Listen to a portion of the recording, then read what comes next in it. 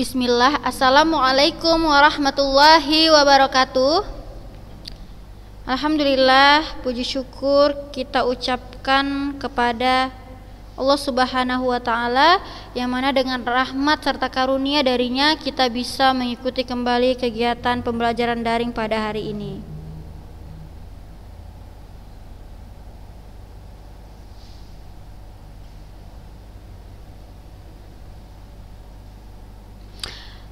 Semoga anak-anak ustazah pada hari ini dalam keadaan sehat walafiat dan selalu dalam lindungan Allah Subhanahu wa Ta'ala.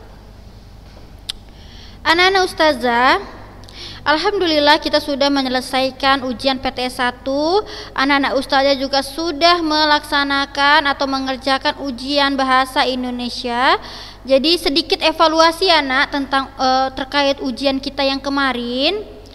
Jadi anak-anak ustazah kelas 8 itu ujiannya yang kemarin kan masuknya tentang materi yang masuk kan ada tentang slogan iklan gitu ya. Lalu juga yang masuk juga tentang teks berita. Kalau ustazah rasa itu soal yang ustazah berikan itu tidak terlalu sulit ya, karena kan berupa tanggapan seperti itu ya. Tapi ada juga beberapa yang memang asal-asalan dia menulisnya, tidak diperhatikannya atau tidak dinalarnya dengan baik ya pertanyaan di soal tersebut. Padahal ustazah membuat soal tersebut itu ya memang sudah jelas gitu.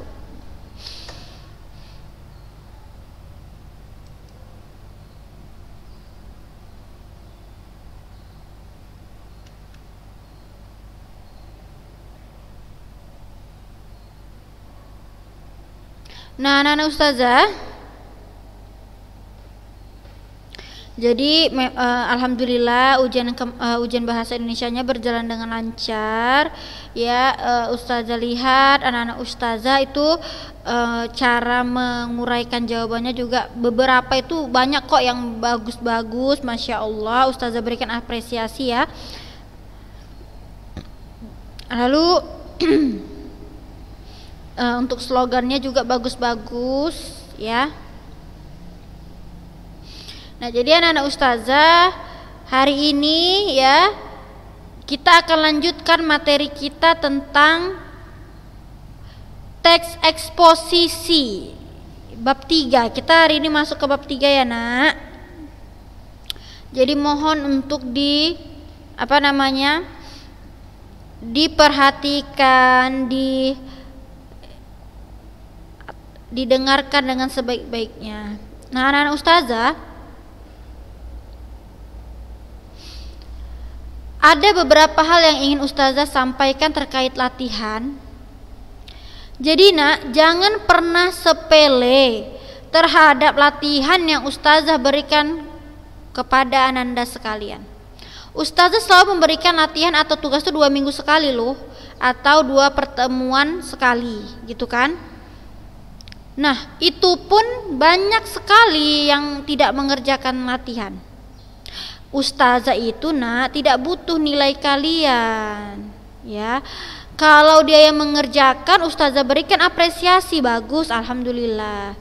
Pun tugasnya enggaknya susah ya kan. Nah, kalau dia memang yang tidak mengerjakan, bahkan tidak ada alasan syar'i, ustazah enggak bisa ustazah memberikan nilai yang seperti yang diharapkan. Ya, pokoknya ustazah di sini sudah mengingatkan ya. Ustazah sudah beritahu ya, itu terima maksudnya hadapilah dengan bijak. Ya kalau nggak mau dikerjakan tugas tersebut ya nggak masalah sama ustazah. Ya. Itu ya anak ustazah ya. Oke lah. Nah, jadi hari ini kita masuk ke bab 3 tentang teks eksposisi. Jadi anak-anak ustazah pernah dengar apa itu teks eksposisi atau pernah nggak belajar tentang teks eksposisi? Ya, jadi teks eksposisi ini nantinya kita akan berkaitan dengan lingkungan hidup. Apa yang kita pelajari pada bab 3 ini? Yang pertama kita akan mempelajari tentang pengertian dan ciri khusus teks eksposisi. Yang kedua, kita akan mempelajari menentukan informasi dalam teks eksposisi. Yang ketiga, menyimpulkan isi teks eksposisi. Yang keempat, menganalisis struktur dan kaidah kebahasaan teks eksposisi. Lalu yang terakhir, kita akan menulis teks eksposisi. Oke ya, kita lanjut. Nah, jadi sekarang kita masuk, apa sih eksposisi itu? Lalu bagaimana sih ciri eksposisi? Pengertian eksposisi adalah paparan yang berusaha memberitahu atau menerangkan sesuatu. Ya, jadi teks eksposisi merupakan teks untuk memberikan suatu informasi, namun disertai dengan data-data, fakta maupun argumen. Itu dia ya, eksposisi. Nanti kita lihat contohnya sama-sama.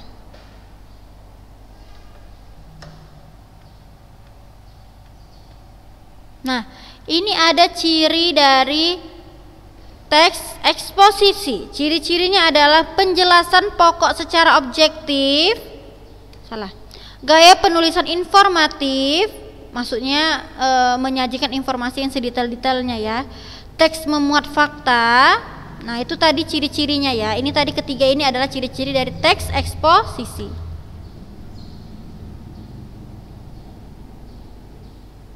Nah, sebelum jauh ke sini, kita bolehlah lihat contoh dari teks eksposisi dulu ya, Nak, biar tidak ngambang.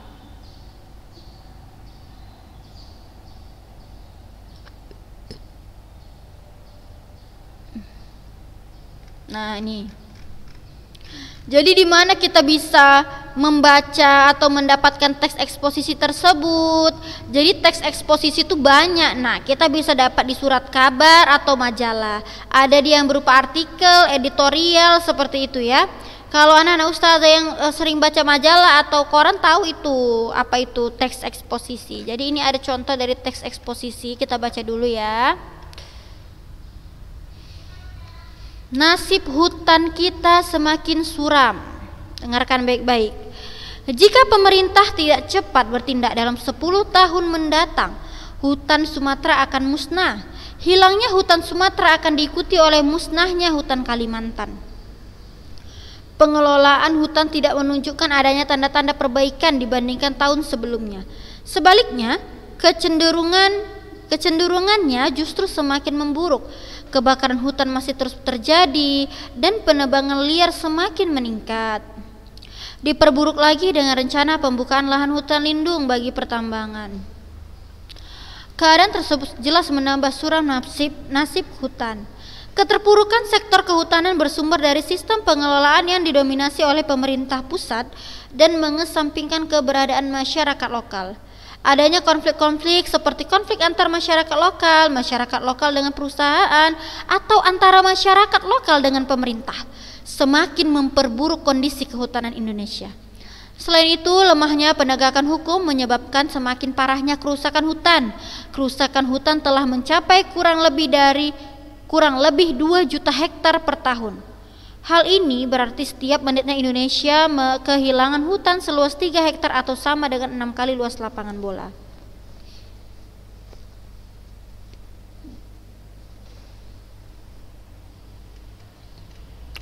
Lanjut, namun kenyataannya di lapangan justru sebaliknya. Beberapa hal justru mempercepat laju kerusakan hutan di Indonesia hampir 2 kali lipat. Penyebabnya antara lain adanya tekanan masyarakat akibat krisis ekonomi. Kondisi demikian mengakibatkan merajalelanya penebangan liar. Bersamaan dengan itu, eksploitasi sumber daya alam oleh pemerintah juga semakin meningkat sebagai konsekuensi dari kebutuhan pemerintah untuk membayar utang negara. Belum lagi adanya otonomi daerah yang mendorong pemerintah lokal meningkatkan pendapatan asli daerah dengan menebang hutan secara berlebihan. Sebelum itu, kondisi hutan Indonesia benar-benar sudah memprihatinkan. Dalam kurun waktu 50 tahun, hutan alam Indonesia mengalami penurunan luas sebesar 64 juta hektar. Pembukaan hutan alam di daratan rendah di Sulawesi telah memusnahkan keanekaragaman hayati. Berjuta-juta spesies flora dan fauna musnah dengan percuma. Pembukaan lahan dengan cara membakar hutan menambah masalah kerusakan hutan. Munculnya El Nino memperburuk kondisi hutan. Selama bulan Januari sampai Oktober, 45% dari keseluruhan titik kebakaran terkonsentrasi di Provinsi Riau. Kemudian pada bulan Oktober terjadi kenaikan jumlah titik kebakaran yang cukup signifikan di Provinsi Riau, Sumatera Barat, dan Jambi. Di Pulau Sumatera berdasarkan titik kebakaran terjadi di hutan rawa gambut sebanyak 49%, alang-alang 13%, hutan daratan rendah 10%, pemukiman atau pertanian masyarakat 10%, perkebunan 8%, dan sisanya rawa atau non-gambut.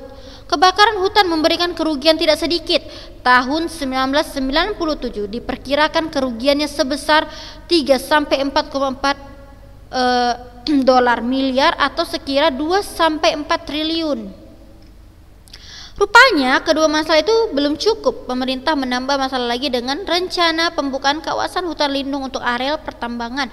Kebijakan tersebut jelas semakin menyempurnakan derita hutan Indonesia. Baik anak-anak ustazah, tadi Ustaz sudah bacakan ya salah satu contoh dari teks eksposisi. Inilah dia nak, contoh dari teks eksposisi. Apa sih yang tergambar dari teks tersebut atau informasi apa sih yang disampaikan, kan gitu kan? Jadi informasi yang disampaikan pada teks tersebut adalah mengenai nasib hutan di Indonesia. Ya. Jadi ini adalah teks yang diangkat dari memang fakta yang terjadi di Indonesia. Memang seringnya adanya kebakaran hutan, ya. Jadi ini tentang nasib hutan yang ada di Indonesia itu menurut penulisnya itu semakin suram, ya kan? Nah, jadi ini berupa informasi penambah pengetahuan gitu. Nah, teks tersebut tergolong ke dalam jenis teks eksposisi. Teks tersebut mengemukakan sejumlah pendapat disertai fakta tentang kondisi hutan di Indonesia. Jadi kita lihat sama-sama. Nah, ini teks tersebut itu merupakan isinya itu merupakan pandangan ya, opini penulis terhadap suatu permasalahan, namun dibuktikan dengan fakta-fakta yang ada. Lalu teks eksposisi memuat penilaian, dorongan, atau ajakan-ajakan tertentu kepada khalayak. Bentuk teks eksposisi terutama dalam media massa dapat berupa esai, tajuk rencana, ataupun tanggapan kritis. Jadi anak-anak ustazah, sebenarnya eksposisi ini adalah pendapat penulis atau pandangan penulis secara pribadi, namun dari pandangan tersebut itu berkaitan dengan fenomena yang terjadi di lingkungan kita ya, lingkungan masyarakat, tapi juga dibuktikan dengan fakta ataupun data-data. Itulah namanya nanti argumen gitu. Nanti itu kita bahas lebih lanjut ya.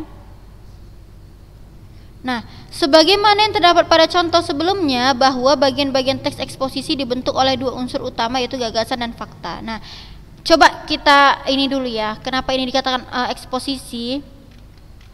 Jadi pertama di sini dia mengatakan bahwasanya jika pemerintah tidak cepat bertindak dalam 10 tahun mendatang, hutan Sumatera akan musnah. Jadi di sini benar-benar penulis itu sangat peduli, dia mewakili perasaan-perasaan, mewakili pikiran ataupun perasaan masyarakat seluruhnya ya, mengenai nasib hutan kita. Karena itu akan berdampak buruk kepada diri kita sendiri gitu kan, untuk negara kita sendiri. Jadi dia meminta agar pemerintah itu lebih memerhatikan pengelolaan hutan gitu kan. Dengan dia berharap agar pemerintah itu memerhatikanlah tentang kondisi hutan kita sekarang. Lihat nih, ini contoh penebangan hutannya. Nah, ini dia sangat prihatin ya dengan keadaan hutan di Indonesia gitu, yang sering ditebang seperti itu. Lalu nak, dia itu tidak membuat pendapat dia sendiri, dia juga buktikan kalau dia merasa kenapa ya hutan Indonesia ini dikatakan akan musnah atau semakin suram seperti yang dikatakan penulis. Memang dia buat data-datanya nih, seperti ini, dia buat data-datanya.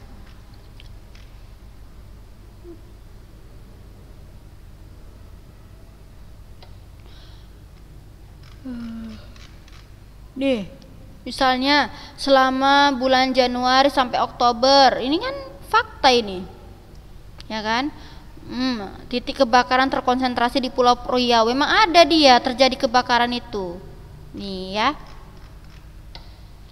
Oke lah ya, sekarang kita mau membedakan. Jadi anak-anak ustazah, di dalam sebuah teks eksposisi itu terdapat yang namanya gagasan,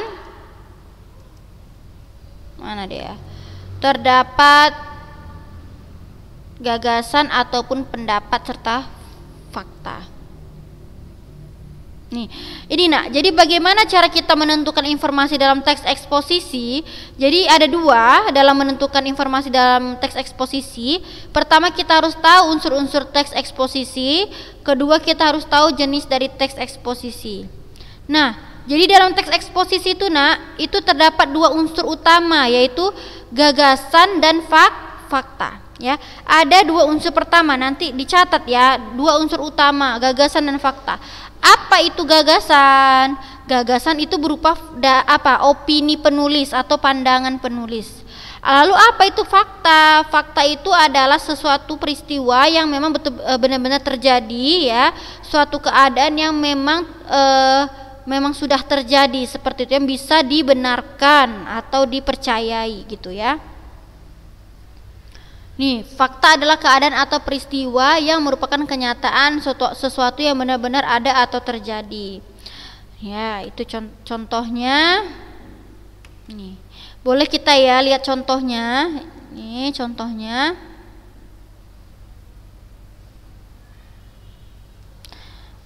Contoh gagasan kita lihat. Gagasan disebut juga ide ataupun pendapat. Isinya berupa pernyataan yang mungkin berupa komentar, penilaian, saran, dorongan, dan bujukan. Jadi anak-anak ustazah, gagasan itu nak, itu kita bisa mengembangkannya. Ada bisa saran, bisa kita berikan penilaian, dorongan, dan bujukan. Contoh gagasan adalah ini. Jika pemerintah tidak cepat bertindak dalam 10 tahun mendatang, belum terjadi ya kan, 10 tahun mendatang kan, hutan Sumatera akan musnah dan diikuti oleh musnahnya hutan Kalimantan. Ini jelas pendapat. Kenapa? Karena ini belum tentu terjadi, masih 10 tahun mendatang kan. Lalu ini kata musnah ini belum bisa dipastikan kebenarannya karena ini masih berupa pandangan penulis. Oke, lanjut. Pengelolaan hutan tidak menunjukkan adanya tanda-tanda perbaikan dibandingkan tahun sebelumnya. Ini juga masih gagasan karena dia belum meletakkan bukti-buktinya. Apa buktinya kalau memang belum ada peningkatan, ya kan? Gitu. Jadi ini masih tanggapan dari penulis karena dia belum menyertai data-data. Pengelolaan hutan tidak menunjukkan adanya tanda-tanda perbaikan. Itu menurut penulis. Mungkin menurut rakyat yang lain, bisa aja rakyat yang lain itu merasa memang sudah banyak tanda-tanda perbaikan, maka ini kata-kata bisa menimbulkan kontroversi. Bagaimana caranya supaya kata-kata tersebut tidak menimbulkan kontroversi atau perdebatan? Maka harus kita buktikan dengan data atau fakta. Inilah dia contoh fakta, ya kan? Kita lihat. Pertama, selama bulan Januari sampai Oktober 45% dari keseluruhan titik kebakaran terkonsentrasi di Provinsi Riau. Anak-anak ustazah, ini data yang berkaitan dengan gagasan yang tadi.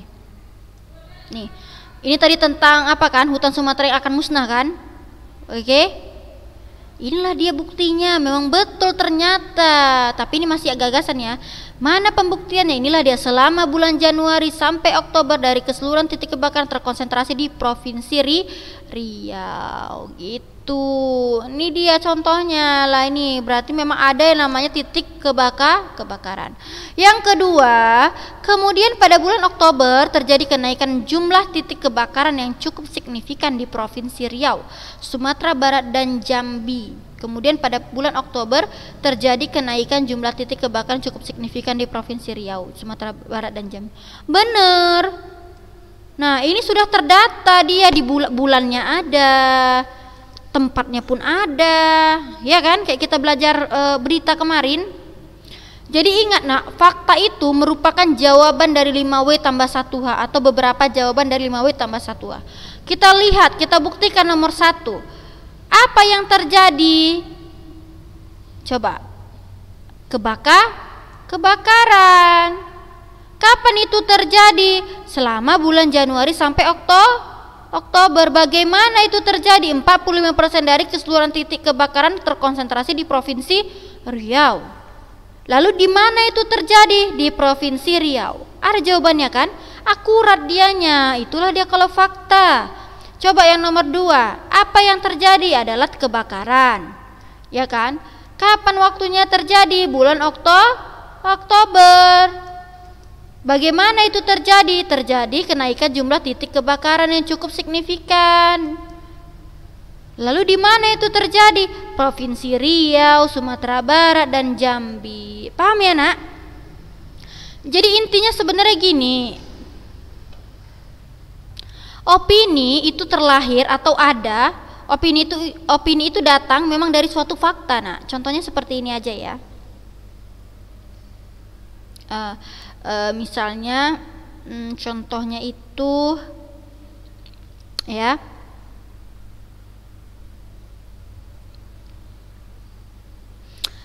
telah terjadi misalnya longsor ya di mana gitu, provinsi mana misalnya pada pukul sekian ya kan, sehingga menyebabkan beberapa orang mengalami luka-luka ringan. Nah, itu contoh fakta karena dia sudah jelas ada pukulnya, ada kapannya, ada where-nya, di mananya, apa penyebabnya, apa yang terjadi, itu lengkap. Tapi kalau bisa dibuktikan ya kan. Tapi opini itu jadi datang dia. Longsor itu ya, karena terjadinya longsor tersebut, datanglah si opini tadi ini. Seperti itu kan. Misalnya telah terjadi pergeseran apa gitu, atau tentang banjir aja lah ya, lebih gampang tentang banjir. Misalnya telah terjadi banjir sekitar 1 meter di jalan ini provinsi ini bisa pada pukul sekian ya kan. Banjir tersebut menyebabkan beberapa rumah tergenang oleh air yang belum juga surut. Misal seperti itu. Itu fakta, memang betul terjadi ya kan. Tapi kita lihat, kita bisa buat opini dari kejadian tersebut. Misal banjir sangat meresahkan masyarakat ya, misalnya seperti itu. Banjir membuat masyarakat menjadi khawatir, atau banjir membuat masyarakat mengalami kerugian, misal seperti itu kan. Banjir menyebabkan masyarakat mengalami kerugian yang sangat besar. Itu masih pendapat. Bagaimana cara pembuktiannya? Kan itu perasaan ya, maksudnya khawatir apa itu kan berkaitan dengan perasaan, paham nggak? Nah, itu masih pendapat tuh, opini penulis yang mengatakan bahwa masyarakat itu mengalami banyak banyak kerugian besar. Maka dibuktikan dengan apa? Wawancara, misalnya gitu. Salah satu warga bernama ibu ini menjelaskan bahwasannya ya 10 atau 80% rumahnya dalam keadaan hancur, misalnya kan. Barang-barangnya 50% dalam keadaan sudah rusak karena terbawa arus banjir tadi. Itu baru fakta karena memang betul-betul terjadi, ya kan? Karena memang betul-betul disertai alasan, gitu ya. Contoh laginya misalnya seperti ini yang bisa dibuktikan. Ibu kota Indonesia adalah Jakarta. Benar nggak? Benar. Ibu kota Indonesia adalah Jakarta. Tapi ustazah membuat pendapat tentang Jakarta. Jakarta adalah kota yang sangat nyaman, tentram, damai, dan dan tenang. Itu pendapat. Nah, ustazah rasa Jakarta itu tenang, indah, tapi ya belum tentu orang lain itu menganggap Jakarta seperti itu, paham ya?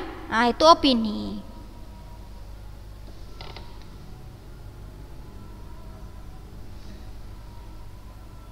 Nah, jadi itulah tadi perbedaan antara opini dan fakta. Saya rasa udah inilah ya. Jadi kalau fakta itu yang betul-betul terjadi, atau misalnya seperti ini. Presiden Indonesia adalah Bapak Joko Widodo, misalnya kan. Presiden Indonesia adalah Bapak Joko Widodo, misalnya seperti itu. Benar nggak anak ustazah? Menurut anak ustazah bener lah. Orang ada kok yang siapa yang dilaporkan ya, Presiden Jokowi gitu loh. Siapa siapa Presiden Indonesia? Presiden Jokowi. Ada jawabannya, memang iya. Kita memang memiliki presiden bernama Bapak Jokowi Dodo, itu dia, benar. Lalu ada pendapat ya, buat gagasannya tentang Bapak Jokowi. Misalnya Bapak Presiden kita, Bapak Insinyur Joko Widodo adalah orang yang sangat santun, misalnya seperti orang yang sangat sangat bijaksana. Itu bukan fakta, tapi masih pendapat, walaupun sebagian orang merasa ya memang seperti itu kan.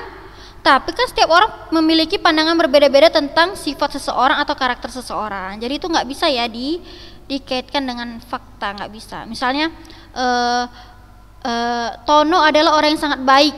Si Tono ini ada kejadiannya, memang si Tono ini ada. Tono adalah orang yang sangat baik. Tapi kata baik di situ itu berdasarkan dari perasaan. Itu nggak bisa dijadikan opini. Subjektif, itu penilaian subjektif. Tapi kalau fakta itu objektif, memang sesuai dia ada gitu ya. Tetapi misalnya Tono saat ini duduk di kelas 7A, misalnya seperti itu kan, duduk di kelas 7A SMP apa? SMP Nusa Bangsa, misalnya seperti itu. Ya itu betul, karena memang ada dia nama tempatnya, ya kan? Kelasnya juga udah diapa, itu berarti merupakan fakta gitu ya. Jadi yang berkaitan dengan perasaan itu nggak bisa disebut dengan fakta ya nak, itu aja.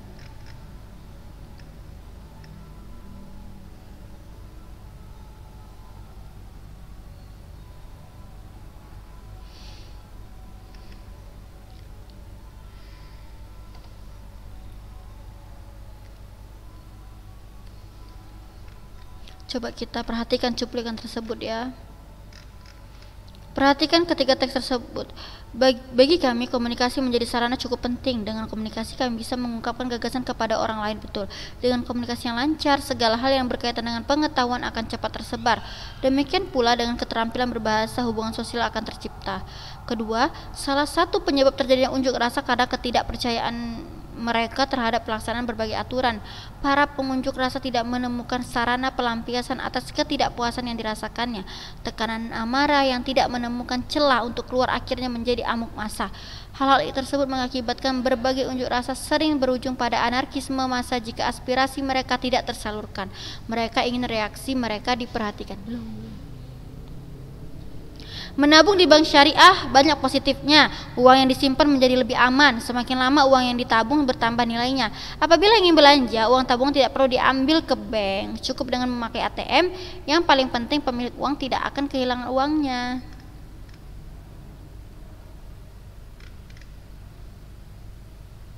Oh, ini membandingkan ya. Boleh nanti kalian baca-baca di rumah ini ya.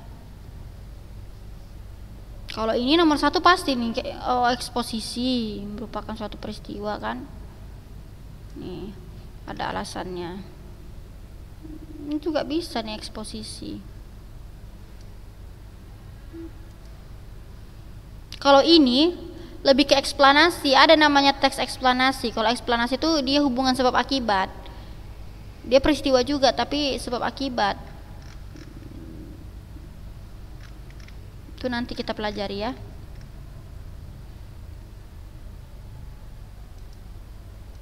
Nah, kita lanjutkan ya. Tadi kan gagasan atau pendapat dan fakta udah dijelaskan. Sekarang kita masuk ke jenis-jenis eksposisi. Jenis-jenisnya ada identifikasi,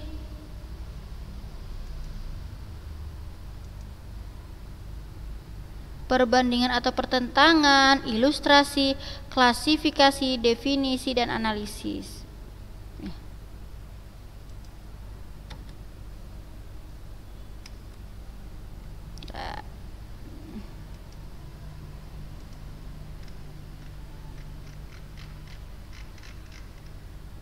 Oh, ini ada bagian 2 pola-pola pengembangan teks eksposisi. Nah, ini penting ini.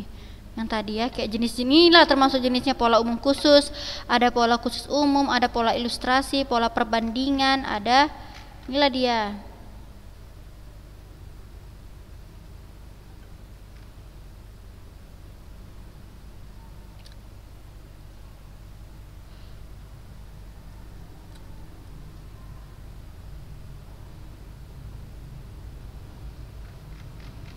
Berarti ini kalau bisa hubungan sebab akibat eksposisi, ini juga bisa termasuk teks eksposisi ya, karena kan suatu peristiwa. Ini juga.